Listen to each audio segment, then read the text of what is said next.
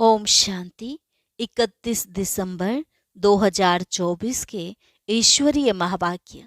पहले सुनते हैं मुरली के मुख्य पॉइंट्स। बाबा ने कहा, इस समय सबके कैरेक्टर्स खराब हैं, उसमें भी विकार पहले नंबर का खराब कैरेक्टर है।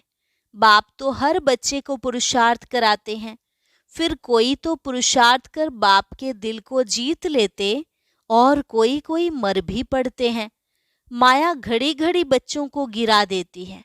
इसलिए बाप कहते हैं, कोई भी पाप कर्म हो जाए तो झट बताना चाहिए, सुनाएंगे नहीं तो 100 गुना दंड पड़ जाएगा। फिर बाबा ने कहा, जब तक संगम युग है तब तक बाप से कुछ छिपाना नहीं। जो छिपाते हैं वह बाप के दिल को जीत नहीं सकते। तुम्हें तो खुद पर ही दया, कृपा व आशीर्वाद करनी है। पढ़ाई एक दिन भी मिस नहीं करनी चाहिए।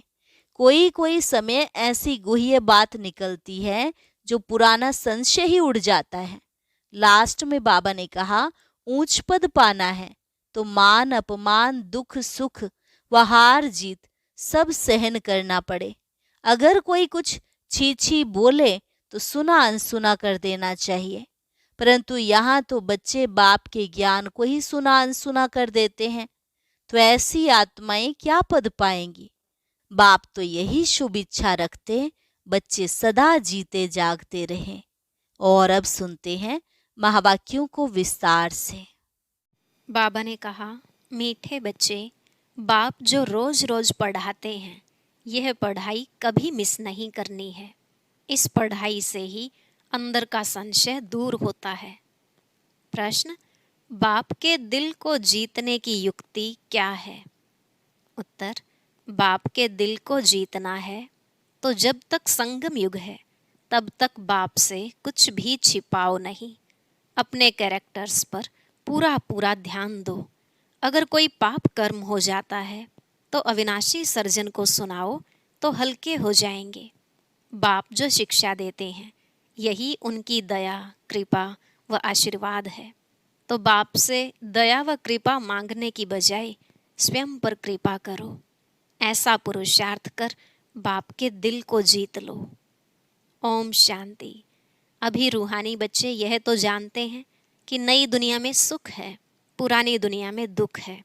दुख में सभी दुख में आ जाते हैं और सुख में सभी सुख में आ जाते हैं। सुख की दुनिया में दुख का नाम निशान नहीं। फिर जहाँ दुख है वहाँ सुख का नाम निशान नहीं। जहाँ पाप है वहाँ पुण्य का नाम निशान नहीं। जहाँ पुण्य है वहाँ पाप का नाम निशान नहीं। वह कौन सी जगह है? एक है सतयुग, दूसरा है कलयुग। यह तो बच्चों की बुद्धि में जरूर होगा ही। अभी दुख का समय पूरा होता है और सतयुग के लिए तैयारी हो रही है। हम अभी इस पतित छीछी दुनिया से उस पार सतयुग अर्थात राम राज्य में जा रहे हैं। नई दुनिया में है सुख, पुरानी दुनिया में है दुख। ऐसा नहीं जो सुख देता है वही दुख भी देता है। नहीं, सुख बाप देते हैं, दुख माया रावण देता है। उस दुश्मन की एफिजी हर वर्ष जलाते हैं। दुख देने वाले को हमेशा जलाया जाता है। बच्चे जानते हैं जब उसका राज्य पूरा होता है तो फिर हमेशा के लिए खलास हो जाता है। 5 विकार ही सबको आदि मध्य अंत दुख देते आए हैं। तुम यहाँ बैठे हो तो भी तुम्हारी बुद्धि में यही रहे कि हम बाबा के पास जाएं। रावण को तो तुम बाप नहीं कहेंगे। कब सुना है रावण को परम पिता परमात्मा कोई कहते हो? कभी नहीं। कई समझते हैं लंका में रावण था। बाप कहते हैं यह सारी दुनिया ही लंका है। कहते हैं वास्को डी गामा ने चक्र लगाया स्टीमर व बोट के द्वारा। जिस समय उसने चक्र लगाया उस समय एरोप्लेन आदि नहीं थे। ट्रेन भी स्टीम पर चलती थी। बिजली अलग चीज है। अब बाप कहते हैं दुनिया तो एक ही है, नई से पुरानी, पुरानी से नई बनती है। ऐसे नहीं कहना होता है कि स्थापना, पालना, विनाश। नहीं, पहले स्थापना, फिर विनाश, बाद में पालना। यह राइट अक्षर हैं। बाद में रावण की पालना शुरू होती है। वह झूठी, विकारी, पतित बनने की पालना है जिससे सब दुखी होते हैं। बाप तो कभी किसको दुख नहीं देते। यहाँ तो तमो प्रधान बनने के कारण बाप को ही सर्वव्यापी कह देते हैं। देखो क्या बन पड़े हैं। यह तो तुम बच्चों को चलते फिरते बुद्धि में रहना चाहिए। है तो बहुत सहज, सिर्फ अल्फ की बात है। मुसलमान लोग भी कहते हैं उठकर अल्लाह को याद करो, खुद भी सवेरे उठते हैं। वह कहते हैं अल्लाह व खुदा को याद करो। तुम कहेंगे बाप को याद करो। बाबा अक्षर बहुत मीठा है, अल्लाह कहने से वर्षा याद नहीं आएगा। बाबा कहने से वर्षा याद आ जाता है। मुसलमान लोग बाप नहीं कहते हैं, वह फिर अल्लाह मियाँ कहते हैं। मियाँ बीबी यह सभी अक्षर भारत में हैं। परम पिता परमात्मा कहने से ही शिवलिंग याद आ जाएगा। यूरोप वासी लोग गॉड फादर कहते हैं। भारत में तो पत्थर भीतर को भी भगवान समझ लेते हैं। शिवलिंग भी पत्थर का होता है। समझते हैं इस पत्थर में भगवान बैठा है। भगवान को याद करेंगे तो पत्थर ही सामने आ जाता है। पत्थर को भगवान समझ पूजते हैं। पत्थर कहाँ से आता है? पहाड़ों के झरनों से गिरते गिरते गोल चिकना बन जाता है। फिर कैसे नेचुरल निशान भी बन जाते हैं। देवी देवताओं की मूर्ति ऐसे नहीं होती है। पत्थर काट काट कर कान, मुंह, नाक, आँख आदि आदि कितना सुंदर बनाते हैं। खर्चा बहुत करते हैं। शिव बाबा की मूर्ति पर कोई खर्चे आदि की बात नहीं। अभी तुम बच्चे समझते हो हम सो देवी देवता चैतन्य में खुद बन रहे हैं। चैतन्य में होंगे तब पूजा आदि नहीं होगी। जब पत्थर बुद्धि बनते हैं तब पत्थर की पूजा करते हैं। चैतन्य हैं तो पूज्य हैं, फिर पुजारी बन जाते हैं। वहाँ न कोई पुजारी होते न ही कोई पत्थर की मूर्ति होती, दरकार ही नहीं। जो चैतन्य थे उनकी निशानी यादगार के लिए पत्थरों की रखते हैं। अभी इन देवताओं की कहानी का तुमको मालूम पड़ गया है कि इन देवताओं की जीवन कहानी क्या थी। फिर से वही रिपीट होती है। आगे यह ज्ञान चक्षु नहीं था तो जैसे पत्थर बुद्धि थे। अभी बाप द्वारा जो ज्ञान मिला है, ज्ञान एक ही है परंतु उठाने वाले नंबरवार हैं। तुम्हारी रुद्रमाला भी इस धारणा के अनुसार ही बनती है। एक है रुद्रमाला, दूसरी है रुंडमाला। एक है ब्रदर्स की, दूसरी है ब्रदर्स और सिस्टर्स की। यह तो बुद्धि में आता है। हम आत्माएं बहुत छोटी छोटी बिंदी मुआफिक हैं। गायन भी है, भ्रीकुटी के बीच चमकता है अजब सितारा। अभी तुम समझते हो हम आत्मा चैतन्य हैं, एक छोटे सितारे मिसल हैं। फिर जब गर्भ में आते हैं तो पहले कितना छोटा पिंड होता है, फिर कितना बड़ा हो जाता है। वही आत्मा अपने शरीर द्वारा अविनाशी पार्ट बजाती रहती है। इस शरीर को ही सब फिर याद करने लग पड़ते हैं। यह शरीर ही अच्छा बुरा होने के कारण सबको आकर्षित करता है। सतयुग में ऐसे नहीं कहेंगे कि आत्म अभिमानी बनो, अपने को आत्मा समझो। यह ज्ञान तुम्हें अभी ही मिलता है क्योंकि तुम जानते हो अभी आत्मा पतित बन पड़ी है।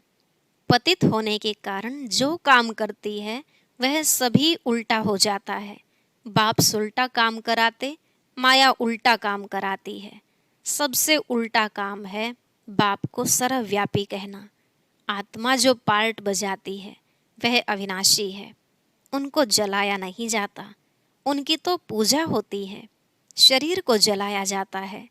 आत्मा जब शरीर छोड़ती तो शरीर को जलाते हैं। आत्मा दूसरे शरीर में प्रवेश कर जाती है। आत्मा बिगर शरीर 2-4 दिन भी नहीं रख सकते हैं। कई तो फिर शरीर में दवाइयाँ आदि लगाकर रख भी लेते हैं, परंतु फायदा क्या? क्रिश्चियन का एक सेंट जेवियर है, कहते हैं उनका शरीर अभी भी रखा हुआ है। उनका भी जैसे मंदिर बना हुआ है। किसको दिखाते नहीं हैं, सिर्फ उनके पाँव दिखाते हैं। कहते हैं कोई पाँव छू लेता है तो बीमार नहीं होता। पाँव छूने से बीमारी से हल्के हो जाते हैं। तो समझते हैं उनकी कृपा।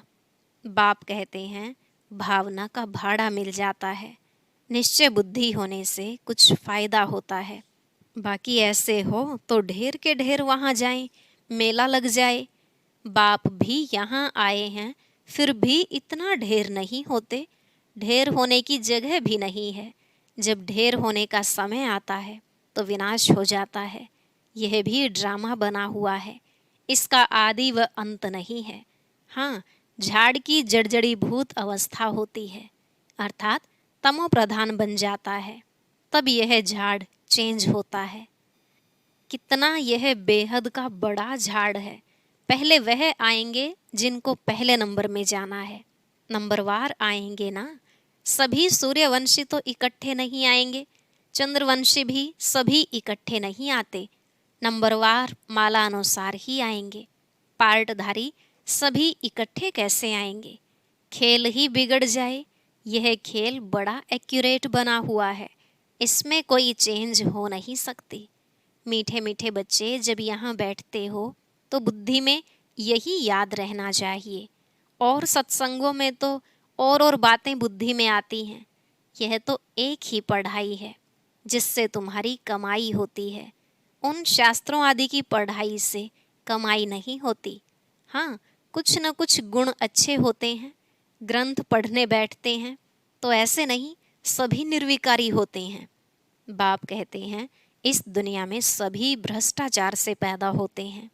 तुम बच्चों से कई पूछते हैं वहाँ जन्म कैसे होगा? बोलो वहाँ तो 5 विकार ही नहीं, योग बल से बच्चे पैदा होते हैं।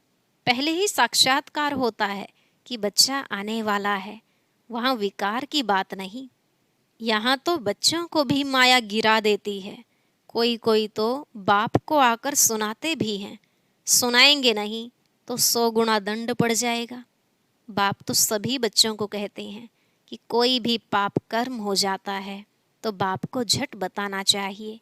बाप अविनाशी वैद है। सर्जन को सुनाने से तुम हल्के हो जाएंगे। जब तक संगम युग है तब तक बाप से कुछ छिपाना नहीं है। कोई छिपाते हैं तो बाप के दिल को जीत नहीं सकते। सारा मदार पुरुषार्थ पर है। स्कूल में आएंगे ही नहीं तो कैरेक्टर कैसे सुधरेंगे? इस समय सबके कैरेक्टर्स खराब हैं। विकार ही पहले नंबर का खराब कैरेक्टर्स है। इसलिए बाप कहते हैं बच्चों, काम विकार तुम्हारा महाशत्रु है।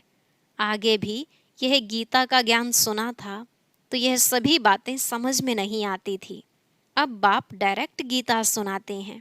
अभी बाप ने तुम बच्चों को दिव्य बुद्धि दी है तो भक्ति का नाम सुनते हंसी आती है कि क्या क्या करते थे। अभी तो बाप शिक्षा देते हैं, इसमें दया कृपा व आशीर्वाद की बात नहीं होती। खुद पर ही दया कृपा व आशीर्वाद करनी है।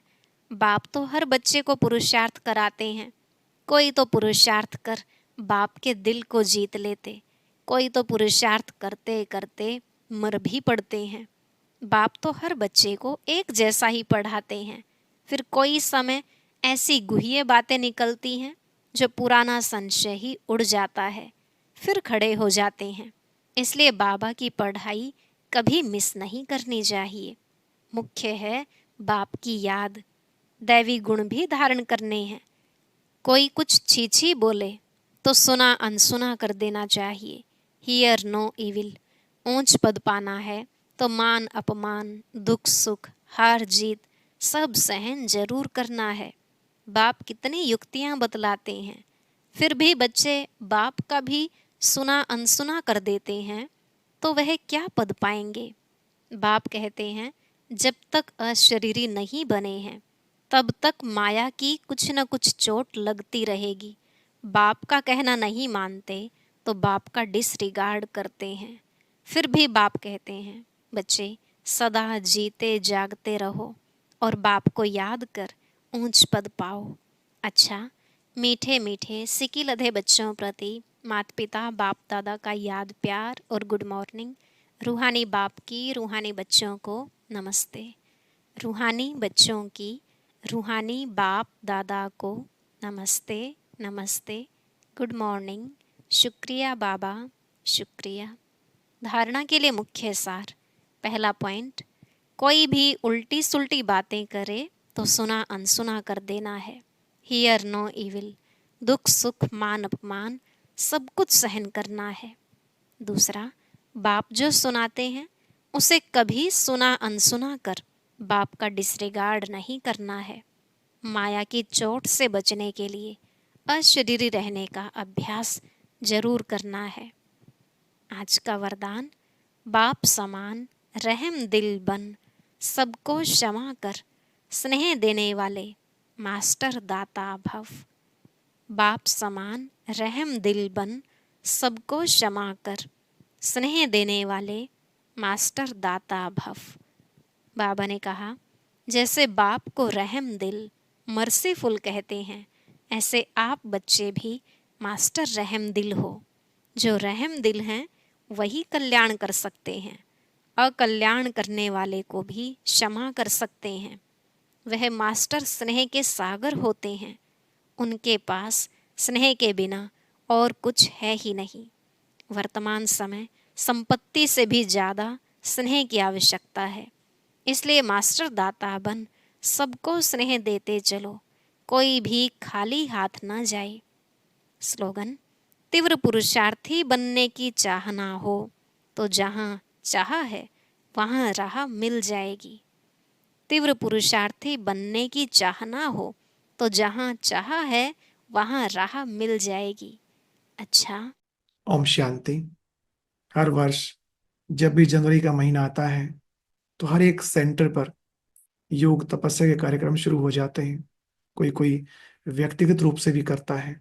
ज्ञान योग चैनल की तरफ से हर वर्ष कुछ नए गीत, कुछ कमेंट्री तैयार की जाती हैं। तो अब की बार भी 1 जनवरी से रोज सुबह 3:30 बजे नई कमेंट्रीज और नए नए गीतों के साथ अमृत वेला कराया जाएगा। तो सभी भाई बहनें समय पर पहुंचे और मिलकर संगठित रूप से योग करें। और अब यह एक बहुत अच्छी वीडियो भी जरूर देखें।